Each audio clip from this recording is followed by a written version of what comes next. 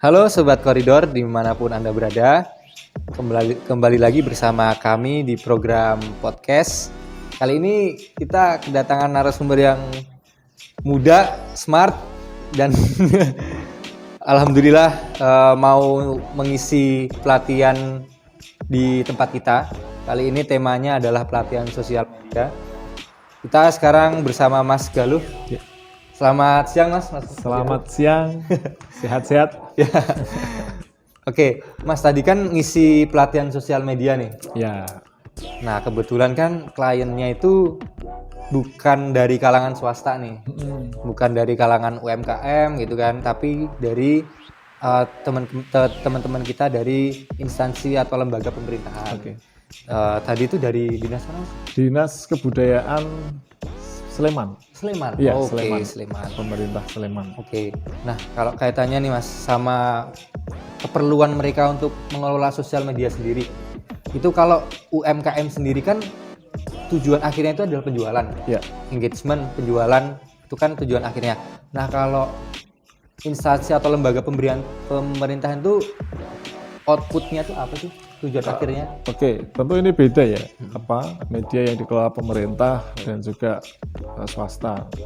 Kalau media pemerintah ini kan lebih banyak bagaimana mempertanggungjawabkan program-program pemerintah terkait dengan informasinya seperti apa, pelaksanaannya, evaluasinya, ataupun program-program yang memang relevan dari bidang garapan mereka. Ya. Nah, seperti tadi di Dinas Kebudayaan Sleman, itu kan bidang garapannya banyak. Artinya selain program mereka, konten-konten yang relevan yang mendukung untuk konten di Dinas Kebudayaan Sleman. Nah, ini sekaligus mengedukasi kan apa aja nih yang digarap oleh Dinas Kebudayaan Sleman.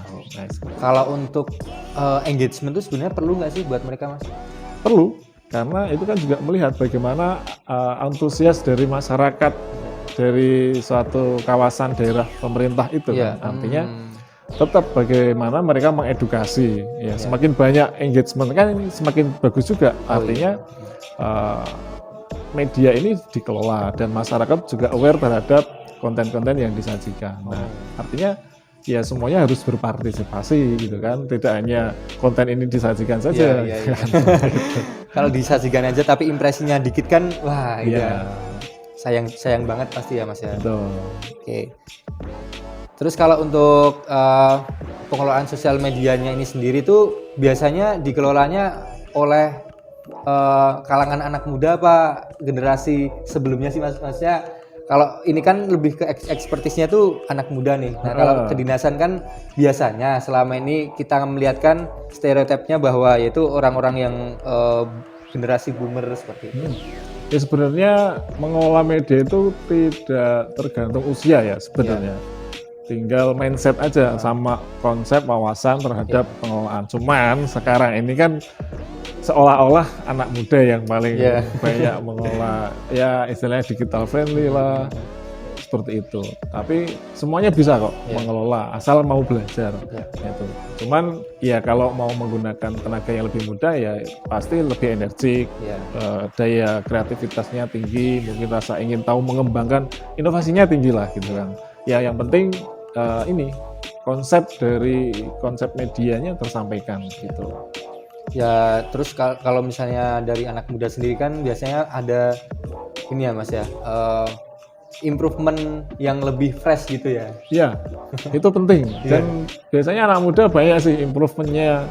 Mereka ngasih ide-ide seperti apa yang perlu diangkat. Tapi ya yang senior pasti bisa mengarahkan konsep-konsepnya seperti apa. Nanti teknis pelaksanaannya biasanya banyak yang ngarap teman-teman muda. Ya.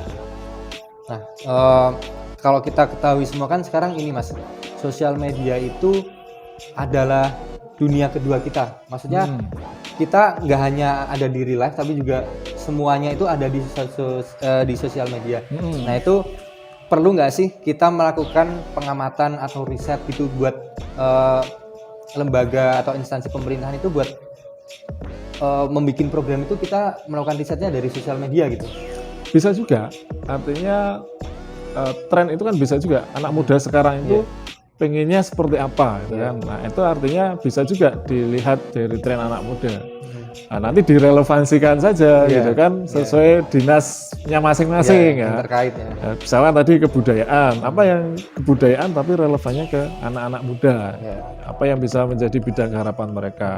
Kalau instansi-instansi yang lain bisa juga Ya. seperti itu. Artinya apa yang menjadi hype-nya anak-anak muda itu bisa menjadi program atau program yang didorong untuk anak-anak muda gitu kan. Dan itu malah bagus kalau bisa seperti itu, artinya kan memberikan ruang untuk anak-anak muda, tetapi relevansinya sesuai core tadi instansi pemerintah masing-masing gitu. Sesuai visi misi ini ya instansinya. Betul ya. Oke, mungkin kita masuk ke langsung ke closing statement dari narasumber kita Mas Galuh. Monggo kalau mau ada yang disampaikan atau dikasih pencerahan buat teman-teman kita penonton, Mas. Untuk tim-tim yang dari dinas ya atau semuanya. Atau semuanya penonton kita. Oke, teman-teman, saat ini kita hidup di era konten ya. Jadi kita harus memanfaatkan konten itu dengan sebaik-baiknya dalam menyampaikan informasi. Ini menjadi kesempatan siapapun bisa memanfaatkan dan tumbuh di era konten. Jangan memperbanyak konsumsi konten gitu kan, tetapi memperbanyak produksi konten. Nah, ini yang jadi tantangan bagi kita semua ya. Bagaimana kita menyampaikan informasi secara positif, informatif, edukatif, itu yang penting. Sehingga media sosial bisa kita manfaatkan untuk hal-hal kebaikan ya. Oke teman-teman, semangat bersosial media. Oke. Mungkin itu ya teman-teman yang harus di-highlight. Jangan perbanyak menonton konten tapi produksi konten. Mas Galuh 2024. Oke, cukup sekian. Sampai jumpa di konten selanjutnya. Dadah. Mantap.